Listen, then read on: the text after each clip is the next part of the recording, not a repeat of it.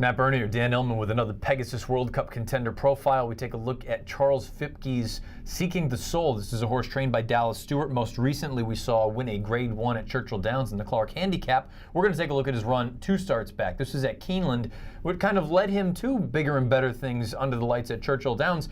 Dan, this is a horse that it seems like it's taken him a long time to find his real game, but now that he's found it, he looks like he's a legitimate player. But he's always had some potential. Dallas ran him as an inexperienced horse in the Belmont Stakes, and he wasn't ready for that kind of competition. But this was his coming out party. I believe in track record time at 1 1/16, he parlayed this race into the Clark, although you have to remember that the Clark was a race where the pace completely fell apart. The last move was the best move. Seeking the Soul gave the best move. His last 2 races have resulted in Beyer speed figures of 103. Yep. That's good for Seeking the Soul, Yep. but it's still a far cry from Gunrunner. Well, I guess that's really the big question now going forward, now that it seems like Seeking the Soul has found his game and he's found his identity.